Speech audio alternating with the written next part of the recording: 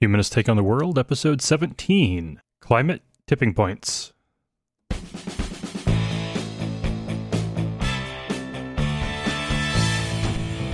Welcome to another episode of Humanist Take on the World.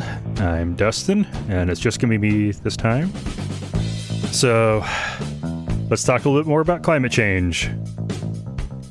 And, there was some feedback I think I deleted in the last episode about when we talked about climate change before, and people off of YouTube, like one person was saying that, no, this is all just about trying to do wealth redistribution.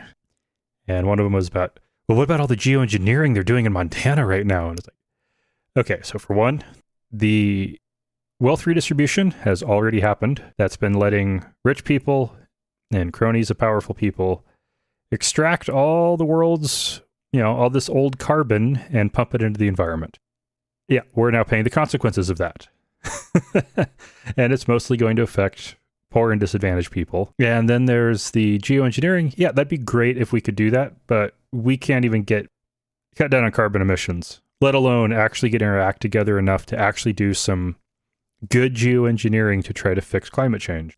And if you recall back to the doom and gloom about what was coming up with climate change from, say, 10, 15 years ago.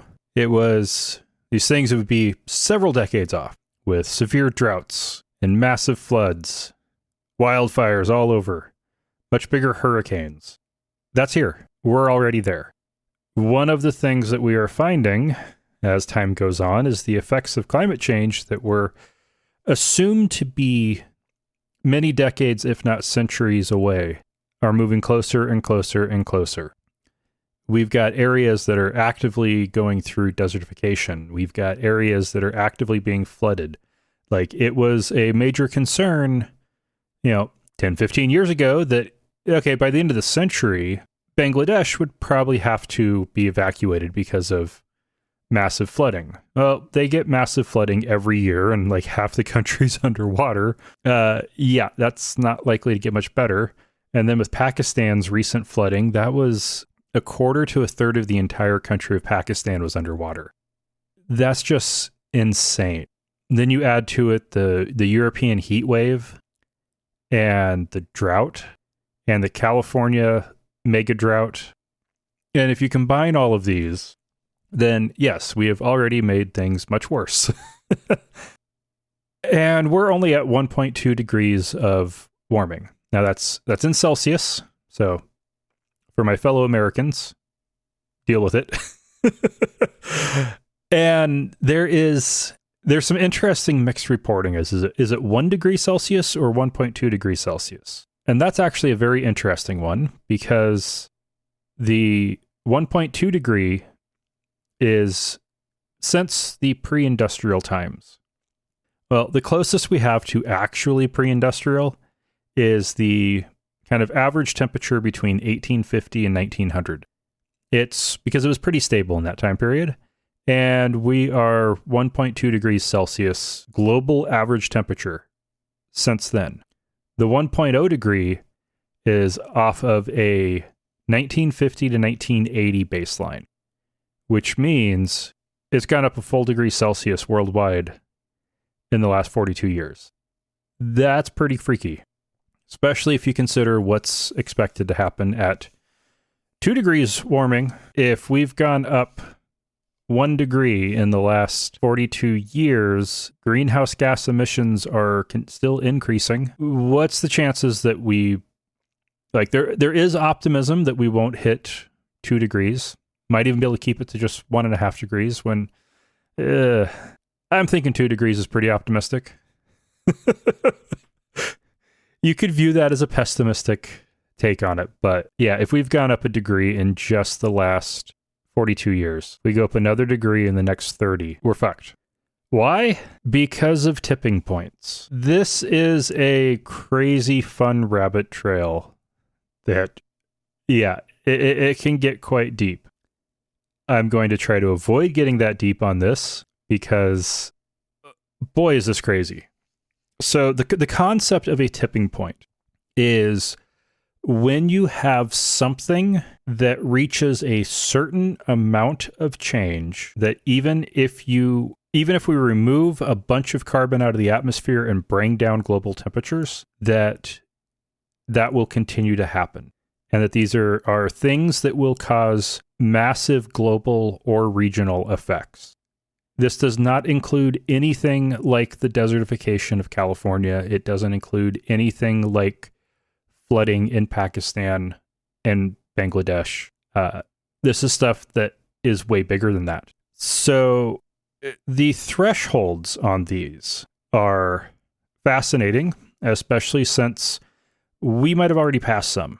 They all have a minimum, an estimated, and a maximum. So let's start with the Greenland ice sheet.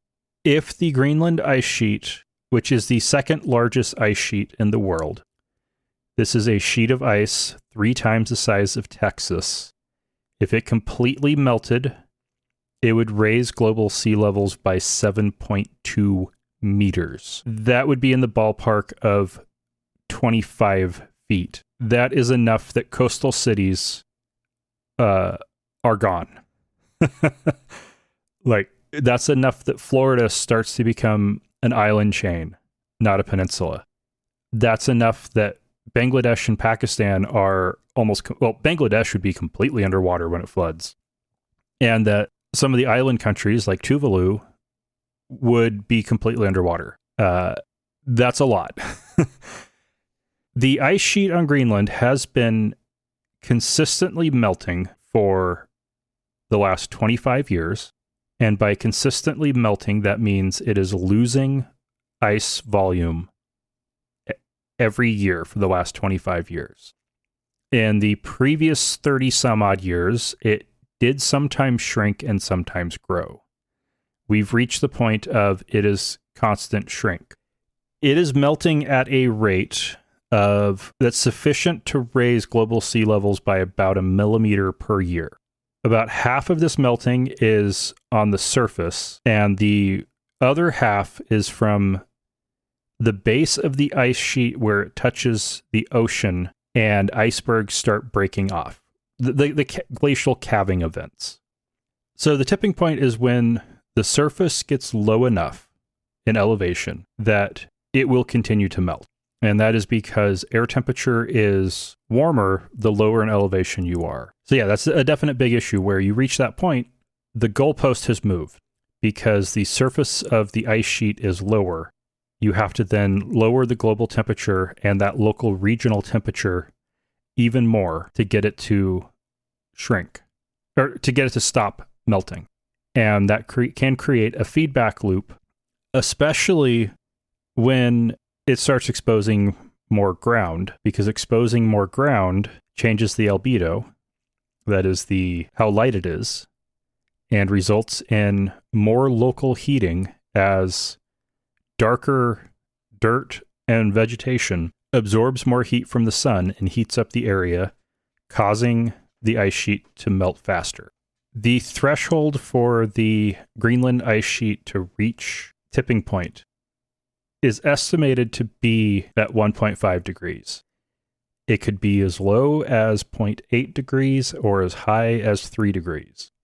Some of that is just uncertainty about when that point will be reached, but also the faster we get there, the sooner we reach the tipping point. Since there's virtually no chance of keeping global temperatures from going up 1.5 degrees, it is virtually guaranteed that the Greenland ice sheet will collapse. The full melting of it is estimated to take between 1 and 15,000 years. Let's hope we don't get warming up to a point where that's much faster. And let's hope those estimates are accurate. That does mean that estimated worst case scenario, we are already committed to a full melting of the Greenland ice sheet, and that over the next 1,000 years, it will raise global sea levels by 7 meters. If that's the case, then that's less than 1 meter per century. Humanity will have time to adapt. However, it's not just that. with a minimum of 1.0 degrees, which would mean we've already passed it, estimated 1.5 degrees, which is exactly the same as the Greenland ice sheet, and a maximum of 3.0 degrees is the West Antarctic ice sheet. This is perhaps the most immediately scary, with a minimum time scale of 500 years, estimated to be about 2,000 years, maybe up to 13,000, but probably about 500 years. This is a ice sheet that is up to 4 kilometers thick. It's mostly below sea level, sitting on bedrock. It's in constant contact with seawater, which is at least 2 degrees Celsius warmer than it has been over historical levels. And a recent study looking at the West Antarctic ice sheet has found that it's being undercut way more than was estimated, possibly enough to put it into the we've reached the threshold, and it could go way faster.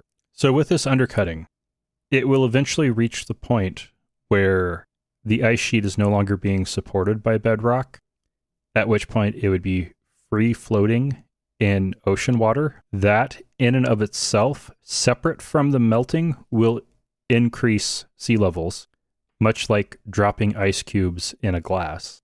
Also, it will melt faster when that happens. And the fact that its foot keeps eroding away, it increases the chance of it calving, creating glaciers that would be free floating in the water and raise global sea levels. This ice sheet, if it completely melts, which it looks like it probably will raise global sea levels by 3.3 meters. If you combine just that and Greenland, that's 10.5 meters of sea level rise. Granted, that would be over thousands of years, but the West Antarctic could have significant increases in sea levels in way less time, considering it has a minimum time scale of 500 years. That's assuming it doesn't just break up much sooner. Interestingly, both of these tipping points will have an effect on global temperatures as well. The Greenland ice sheet collapsing will raise local temperatures between 0.5 degree and 3 degrees, and global temperatures a tiny bit. And that's because of the decreased albedo, the loss of ice being replaced by dirt, rocks, and vegetation that absorb heat. The next tipping point is the Labrador-Erminger Seas convection current, also known as the North Subpolar Gyre. This is a deep convection current that is expected to collapse between 1.1 and 3.8 degrees, with the estimated threshold being 1.8 degrees. It would actually result in cooling the Earth by about 0.5 degree at its maximum, and cooling the local area by 3.5 degrees. By 3 degrees. Again, maximum impact to temperatures. And that is because it will stop a lot of the convection of water, where hot water at the surface goes to the bottom and cold water from the bottom comes up. And without that, it would have global effects. And like anything with climate change, some of the effects are actually going to help stabilize the climate. Other effects will make things worse. But if the Labrador convection current is lost, it is estimated that it will probably never come back. It'll stop and it can't start again. One of the interesting, it's not a tipping point, but it's one of the upcoming, actually, it's one of the effects of global warming that we're already seeing is an increase in water vapor. As temperatures rise, water is more likely to evaporate, and the air can hold more water. So as temperatures rise, the amount of water vapor increases. That increase in water vapor is a very potent greenhouse gas. Water vapor is one of the most potent greenhouse gases.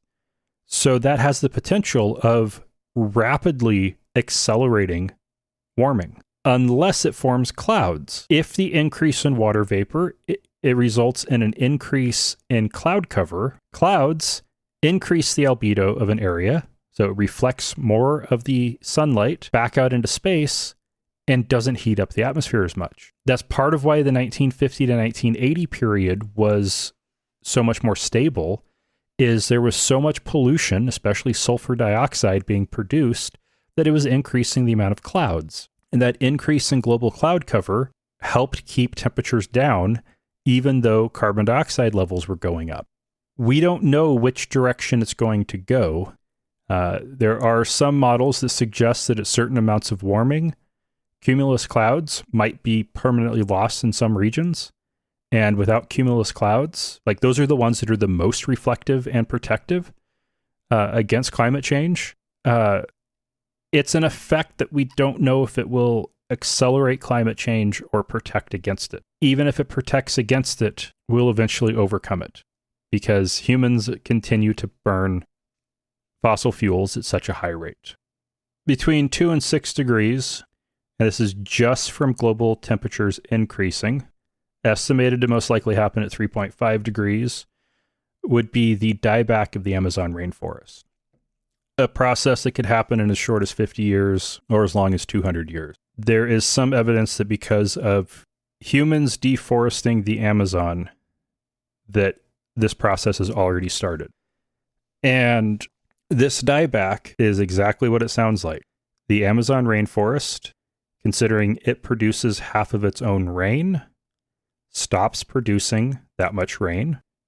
Just by global temperatures increasing, it could result in that rain to decrease enough to change the species makeup. Deforestation may have already broken up the rainforest enough to, at least in significant portions, decrease the rainfall. And at the tipping point on the Amazon is when there's not enough continuous area and it causes the significant decreases in the rainfall everywhere. When that happens, the trees will shift from very wet dependent trees to much more dry tolerant trees.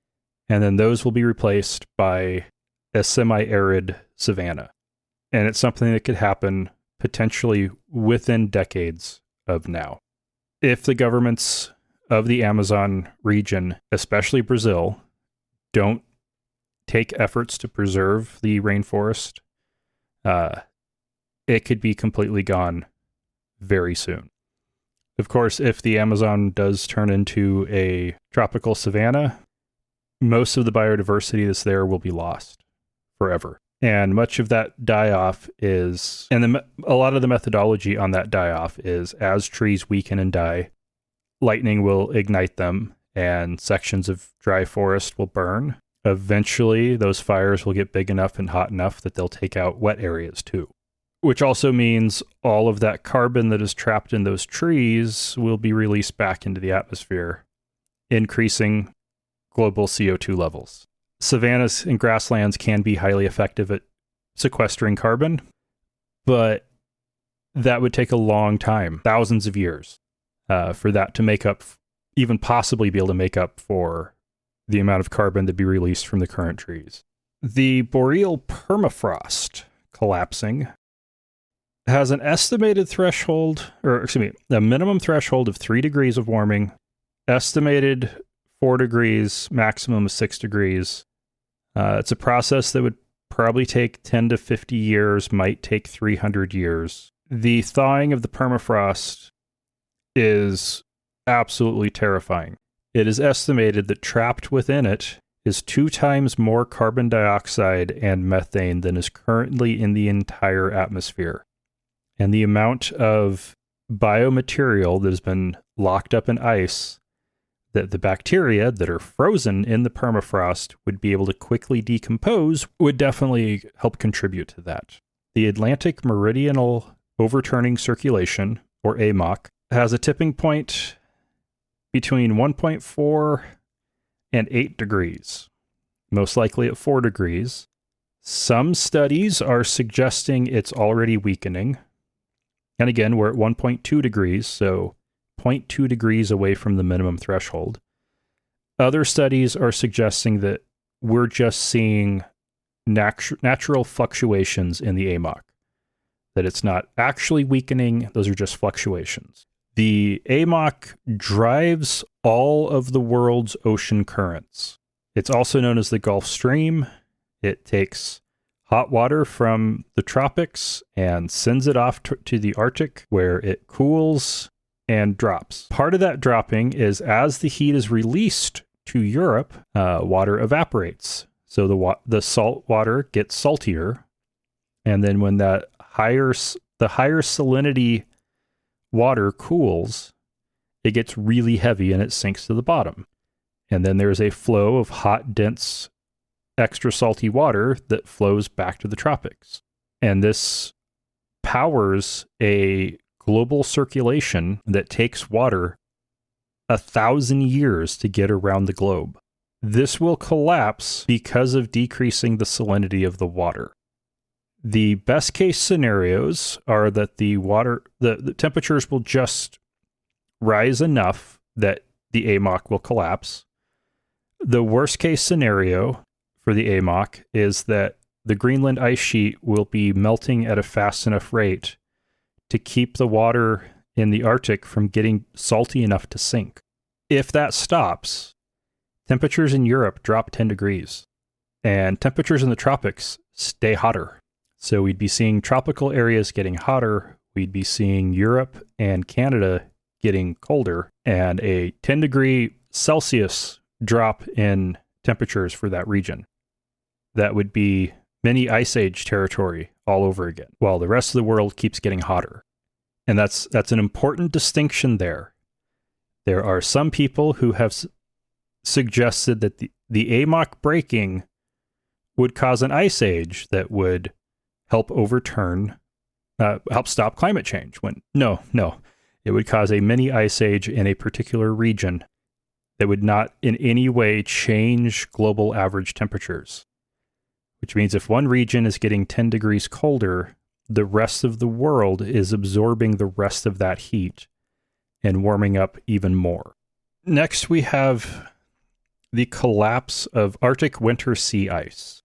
That's estimated for 4.5 to 8.7 degrees of warming. And when it starts, it will take 10 to 100 years for it to complete. Now, the loss of Arctic sea ice has been in the news a lot in recent years, and that is because of the loss of summer sea ice. At present, summer sea ice has no impact on winter sea ice. And that is because the winters are so cold in the Arctic that the entire Arctic Ocean freezes over, and then in the summer, that all has to melt again. When it reaches the point that the winters aren't cold enough to completely refreeze everything, then the tipping point is reached, and they will continue to shrink and shrink and shrink. At present, we're still in the loss of summer Arctic sea ice area, where it is some years there's more sea ice, some years there's less. We aren't quite to the point of no summer sea ice.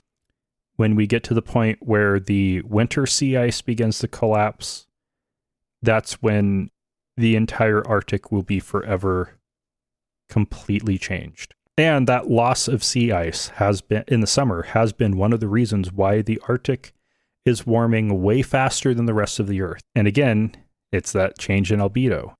Ice reflects, water absorbs. And when you have warmer water, warm water warms up the land around it. Ice doesn't. In the 5 to 10 degree Celsius range, there is the collapse of the East Antarctic ice sheet. This would probably take about 10,000 years to happen. This would be the melting of all of the ice on the Antarctic continent. This is ice that is up to 4.8 kilometers thick. The complete disintegration of it would raise global sea levels by 53 meters. It would likely take 10 degrees Celsius of warming to melt the entire thing, but it could lose 2/3 of its volume with as little as 6 degrees of warming. 2/3 of that volume would raise global sea levels by 30 meters.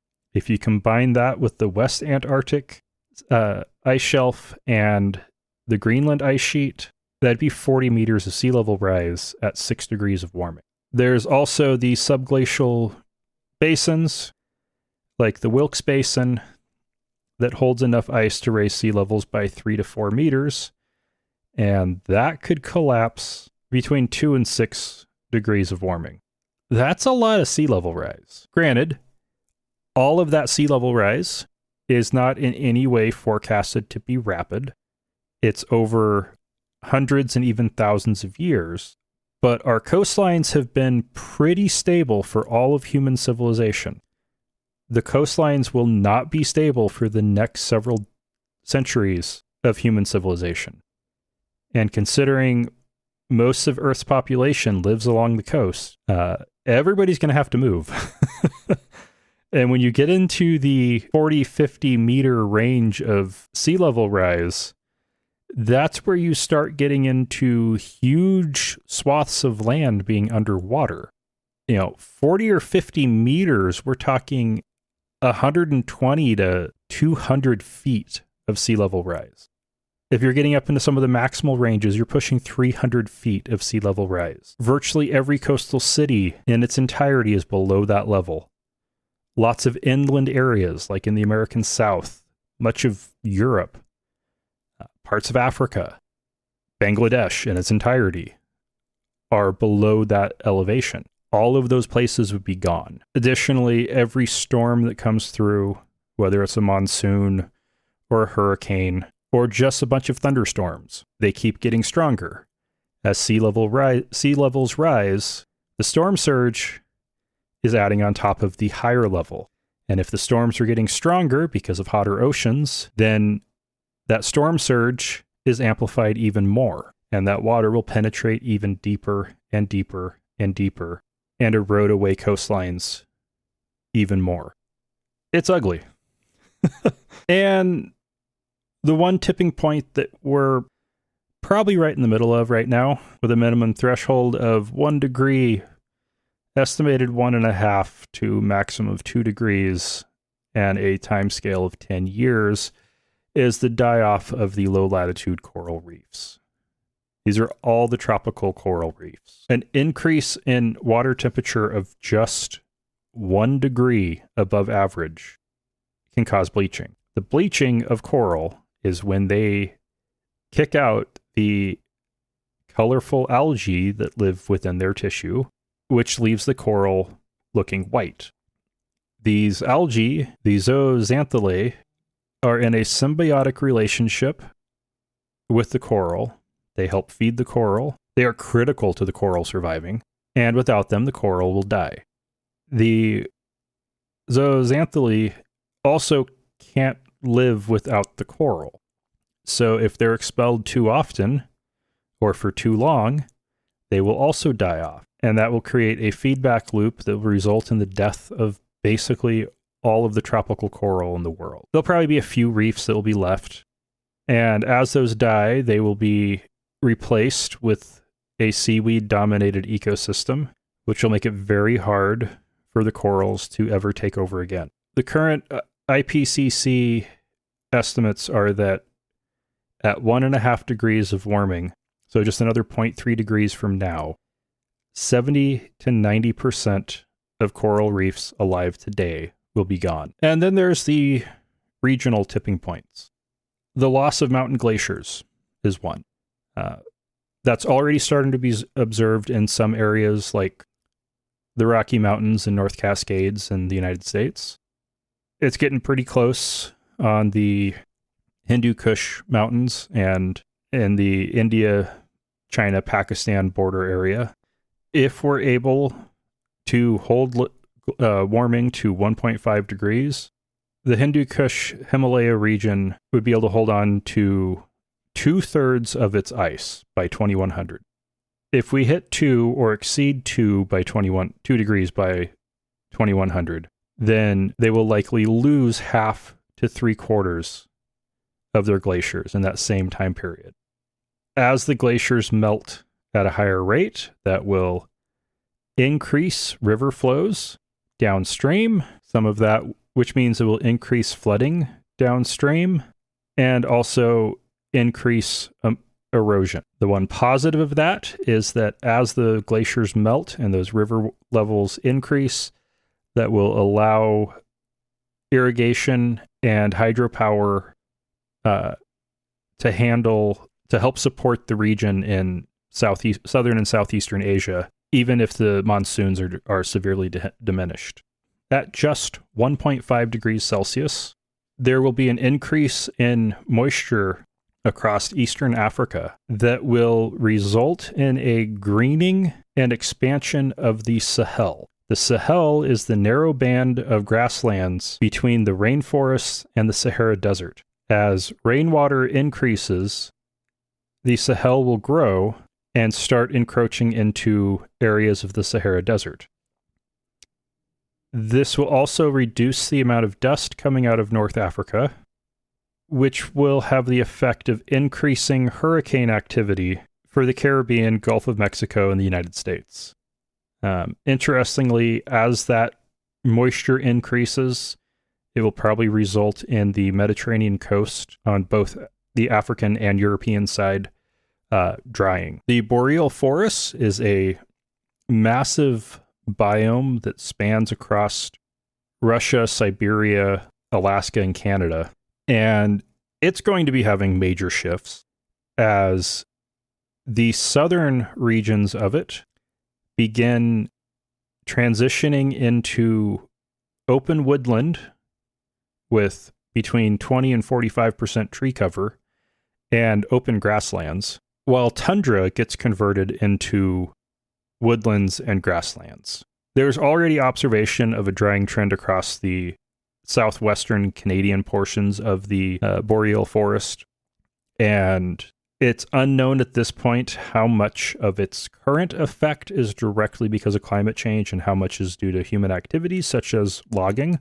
But it's expected that this will continue as the area on the southern end of it dries and the area on the northern end warms.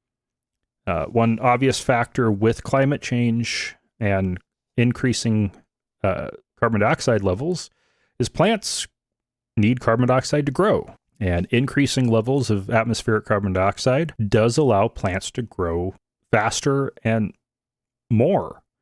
So it will help support some areas to have this greening, like the Sahel as it overtakes the Sahara, and the northern expansion of the boreal forest.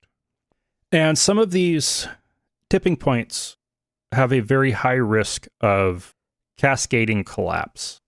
So, for example, the already begun losing of summer sea ice in the Arctic is rapidly increasing Arctic temperatures in the summer. That is accelerating the melting of the Greenland ice sheet. The melting of the Greenland ice sheet has the chance of, by itself, breaking the Labrador-Erminger Sea's convection current, potentially breaking the AMOC, and from it increasing global sea levels that will result in faster eroding of the West Antarctic ice sheet. So, and those just accelerating each other.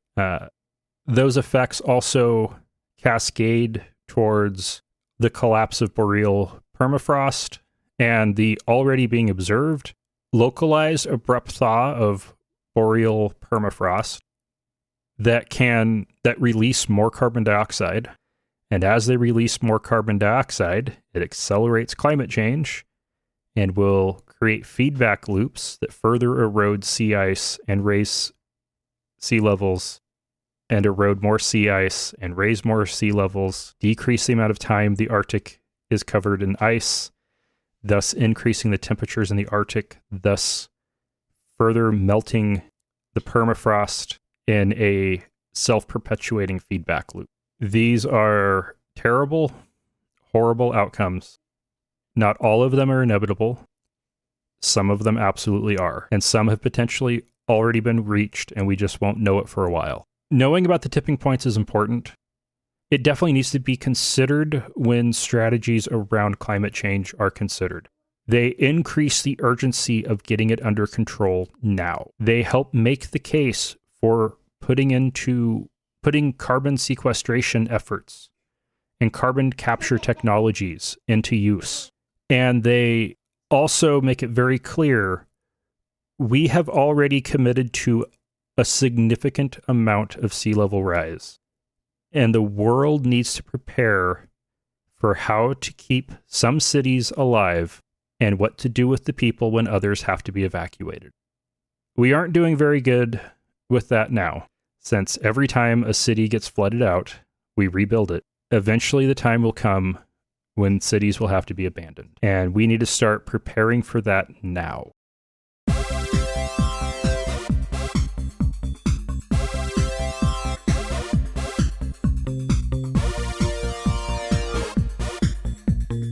All right, before we get to the feedback, we've got a sale at the store. Between October 26 and 30, you can get up to 35% off all items of the store, and that includes both the Humanists Take on the World logo, shirts, mugs, stickers, and more, as well as the Old Atheist Nomads logo. So check that out at htotw.com/store. And in feedback from Anonymous via the website, excellent episode. This is about last time's. So great to hear you, /Dustin Happy. Please take him up on the offer to speak again after the USA elections. I doubt there will be a blue wave, but you two did a great job talking about the positive events. Thank you, Anonymous. Yes, that was a really fun discussion, and I will absolutely make a point of having Stephen on again here before too long. That's it for this time. So until we're back, hopefully in 2 weeks, you can leave us a voicemail at 208-996-8667 or use the SpeakPipe button on the website. You can use our feedback form at htotw.com/contact. You can send us an email at contact@htotw.com. You can support the show on a monthly basis with Patreon or just once with PayPal, credit, debit, Apple Pay, or Google Pay. Links are all available at htotw.com/donate. And, of course, don't forget that not all those who wander are lost.